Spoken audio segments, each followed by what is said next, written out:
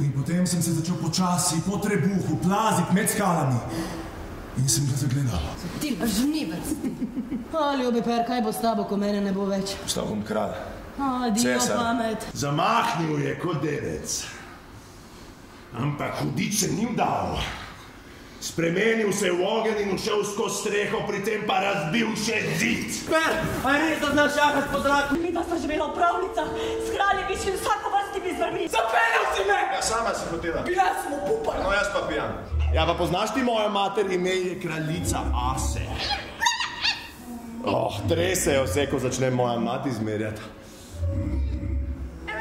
Ne, ko bi ti videla mojo nedeljsko obleko. Za nas je to kot slama in konoplja.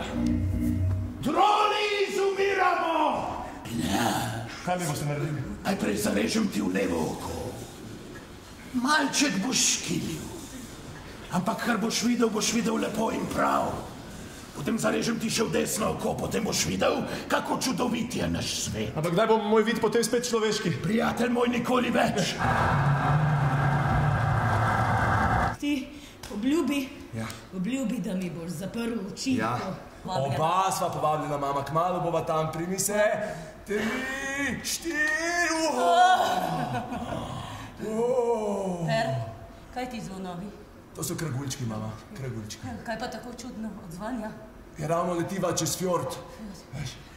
Strah me je, Per. Ne, naj te ne bo strah, da sem jaz Kaj tam. tako čudno vrši in buči? To so bori v gozdu, mama, bori v gozdu. Kaj pa ta svetloba? Le kako se iskri? Ja, to so okna in vrata dvorca, mama, kmalu bova tam. Übermensch. Nadčlovek. Kakšen je vaš cilj? Da postanem cesar. Kaj? Cesar. Kje? Celega sveta. Dragi prijatelj, na kakšen način? Ga s pomočjo zlata. Anitra. Kot magnet močan me vleče k tebi, ker sem moški. Anitra, kot palmovo vino sladka si, še angolski kozji sir ne more s teboj se meriti. Tvoje besede so sladke kot pesem, čeprav pri vsem skupaj razumem tako zelo malo. Moj gospodar, povej, ali lahko tvoja hči dobi dušo s poslušanjem? Dušo, luč duha in znanje, vse dobiš ob svojem času. Vendar duša ni prvo, pamet ni v svoji skrajnosti, nič drugega kot neumnost, zares velja srce. A veš, kaj to pomeni živeti? Nauči me. Razumijete, naj živi Pergi. Pozdravite zarjo osvoboditve.